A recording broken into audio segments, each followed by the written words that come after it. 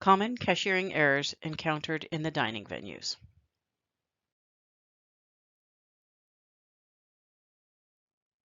Hello, thank you for taking the time to take this short training on cashiering in the dining venues. We have found that there are some frequent errors that happen when we're ringing up our customer purchases. We will cover some of the most common errors that tend to happen. Once you're finished with the training, there will be a short quiz that you'll need to take. Here are the 6 most common errors that we will address. Number 1, charging the wrong amount to a student's RDA or club account. This is also commonly known as fat fingering a transaction, where your fingers accidentally hit an extra number on the keypad prior to hitting the enter button.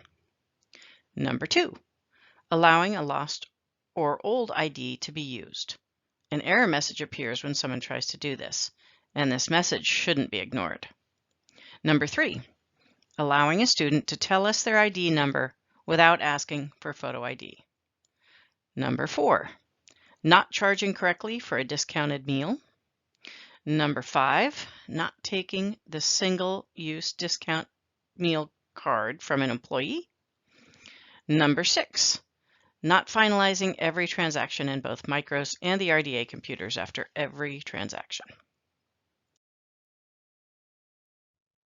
First, we will discuss what is commonly called fat fingering, or errantly hitting extra buttons on the keypad.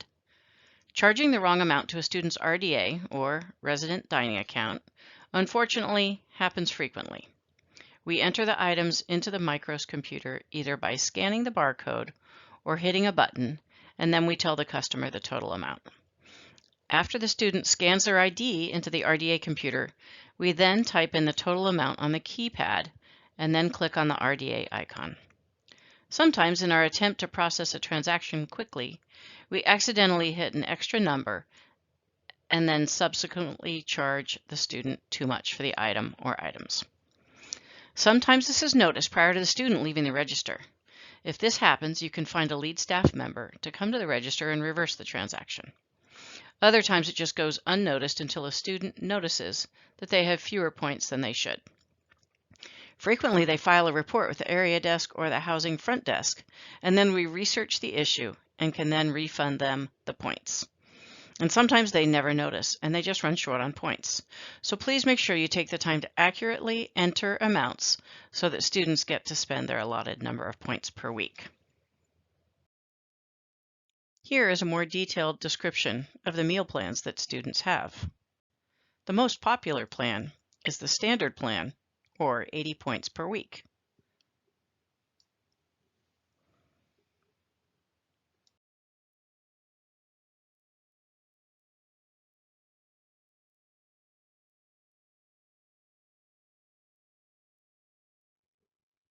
And here is some information on rollover points. Rollover points are used just like regular meal points, but are only used when students use all of their weekly allotted points. They cannot accumulate more than 50 rollover points, and all points will reset at the beginning of each term. Additionally, once they check out of their room, their points will no longer be valid. Another point I will mention is that during finals week, students will receive a prorated or reduced number of points because they will not be here a full 7 days that week.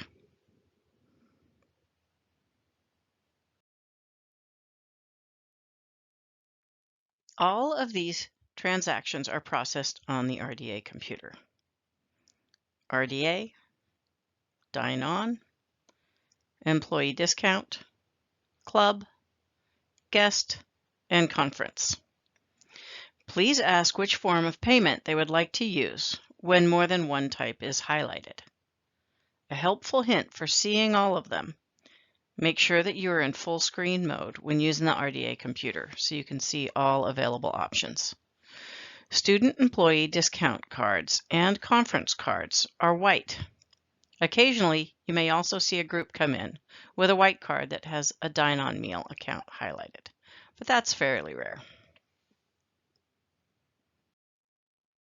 Be sure you're familiar with the difference between Dine On and Club so that we do not charge someone a full Dine On meal when they are using their club benefit for a free drip coffee, fountain soda, or brewed tea. This is also an error that happens frequently. When you ring up a club complimentary beverage, you do not need to enter it into micros, but you need to be sure to ring it up under club and not dine on in the RDA computer. Our next topic is allowing an old or lost ID to be used to purchase meals. If you see this red pop-up box on the RDA computer, please don't ignore it. It appears to safeguard our students from someone stealing their ID or finding a lost ID and using it. In the past, we've had some problems with student ID cards, but that error is fixed. If you know of, or if someone tells you of a workaround, do not use it. Have the student pay for their transaction with another form of payment and instruct them to go to the area desk for help with their card. Or type in their ID number and have them show you a valid form of ID. If the student states that they lost their card and then found it, tell them this is no longer valid and they must use their new card. The Housing Service Center or the Housing Front Desk can help the students by logging a meal plan issue. That will then be routed to the appropriate staff who can fix the issue.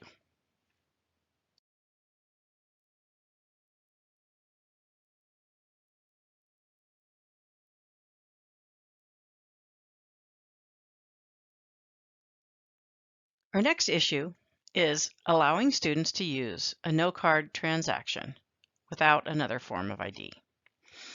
Frequently, students don't have their U of O ID with them, and they want to purchase food with only their ID number. We allow this only if they show us another form of ID, such as their driver's license or even their account in Canvas. Too often, we have people who say they are someone who they are not. We need their photo ID to protect the student from fraudulent charges made to their dining account.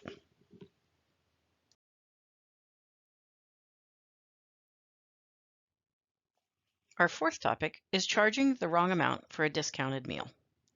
There are several different types of discounted meals. Classified staff and managers will have their meal discount programmed onto their U of O ID card. Student dining staff will have a white meal discount card. Make sure that the guest scans the card in order to determine which type of meal discount they are supposed to receive. It will appear on the RDA computer screen. Don't just ask what their discount is, as sometimes they may not accurately know, especially if they are new to housing. It will show up in the RDA computer in the meal transaction log on the right side. Our next topic is also related to discounted meals, allowing student employees to keep a meal discount card. Frequently, we hear that the cashier did not take the student meal card from the student employee when they were purchasing the meal. In fact, the cashier has refused to take the card at times when the student employee tries to give the card to the cashier. It states on the card itself that the card must be surrendered to the cashier. Always take the card once a student employee has redeemed it and put it into the register drawer. They will be collected at the end of the day when we make the deposit for the venue. Our sixth and final common cashiering error is not finalizing transactions in micros after every transaction. When finalizing transactions, we need to be sure we finalize the transactions in both micros and the RDA computer at the end of every transaction. It is best practice to finalize the transaction in the RDA computer first, which will verify that they have enough points to cover the amount of the transaction. Once you complete the transaction in the RDA computer, you can then finalize the transaction in micros. Just make sure you finalize it to the same payment method. There are times when we need to reconcile a guest's transactions between micros and RDA. We look at the transaction records in both systems. If the transactions are not finalized in both systems, it makes it very difficult to reconcile the transactions and help our guests. Please be sure you finalize every transaction in both systems every time. Thank you for taking this training today. There is a short quiz that's part of the training that you'll need to take next.